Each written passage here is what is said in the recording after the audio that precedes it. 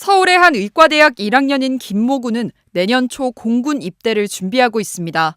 졸업 후 의사 면허를 딴 뒤 군의관으로 복무하려던 계획을 고민 끝에 포기했습니다.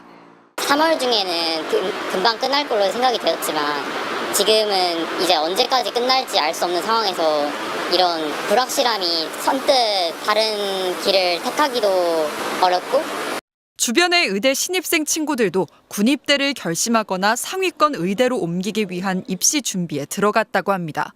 지금 반수하는 친구들도 대부분 다 내년에 입대를 생각하고 있기 때문에 실질적으로 거의 모든 학생이 입대를 할 것 같습니다. 전국 10개 국립의대에서 올해 군휴학을 신청한 학생은 308명으로 지난해보다 6배 넘게 늘어난 걸로 집계됐습니다. 일부 학교에선 4명에서 46명으로 11배 이상 급증했습니다. 사립대에서도 군입대 신청 의대생들의 증가세가 뚜렷합니다.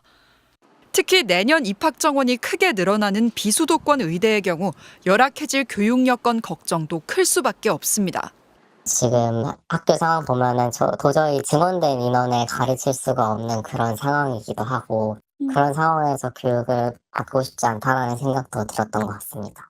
군의관으로 입대하면 육군 현역보다 2배 이상 긴 38개월을 복무해야 하지만 중위 1호봉 군의관의 월급은 204만 원 정도로 내년부터 205만 원을 받는 병장과 별 차이가 없습니다.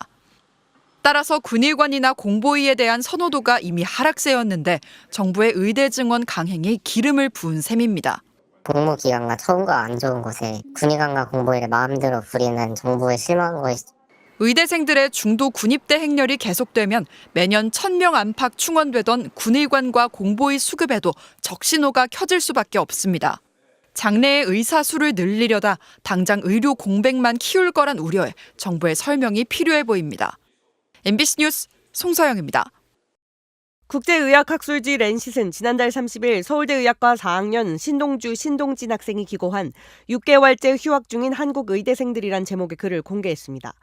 이들은 기고문에서 정부가 지난 2월 의대 입학 정원을 2,000명 늘리겠다고 발표한 이후 의대생의 95% 이상이 1년 동안 휴학 중이라고 밝혔습니다. 또 지난 7월 기준 전국 의대 재학생 18,217명 중 단 2.7%인 495명만 수업에 출석하고 있으며 의대 본과 4학년생 중 5.3%만 올해 의사 국가시험에 지원했다고 설명했습니다.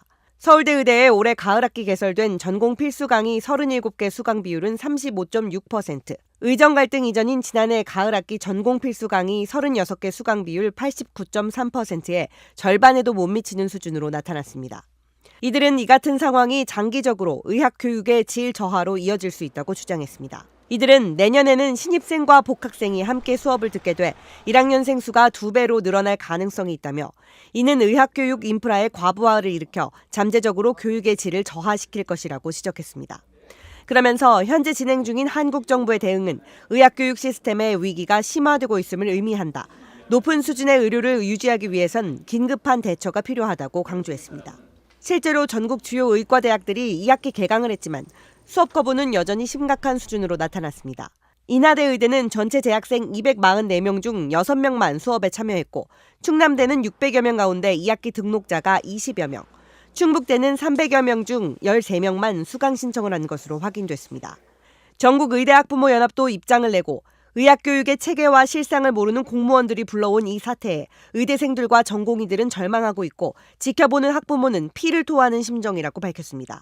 이들은 의대 증원이 이대로 진행된다면 교실도 좁거니와 교수도 없어 수업이 불가능해 우리나라 의학교육은 붕괴된다며 내년 신입생들도 부실한 의학교육의 실태를 알게 되면 비상사태에 동참하게 될 것이라고 주장했습니다. 수원 아주대병원 응급실 문 앞에 축소 운영 공지가 나붙었습니다.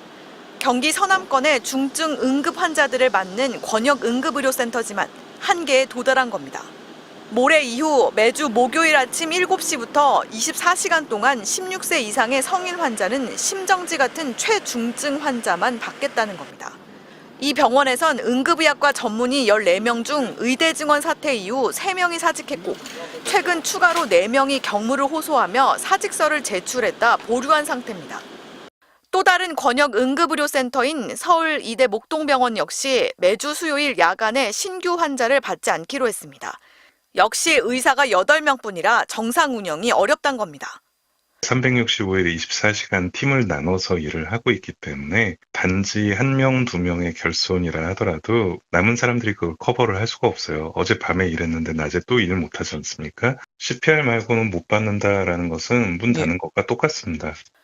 가톨릭대 여의도 성모병원도 오는 14일부터 시작되는 추석 연휴 중 응급실 운영 중단을 검토 중입니다. 정부는 응급실을 단축 운영 중인 병원들에 내일 군의관 15명을 보내기로 했습니다. 오는 9일부터는 군의관과 공보위 235명이 추가 투입됩니다.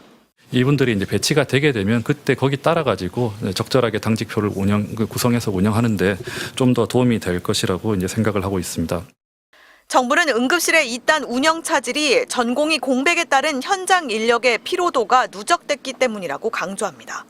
복지부는 전국 응급의료센터에서 근무 중인 의사는 지난달 21일 기준 1,734명으로 예년의 73% 수준이지만 전체 응급실 중 99%가 운영 중이라고 밝혔습니다. MBC 뉴스 공윤선입니다.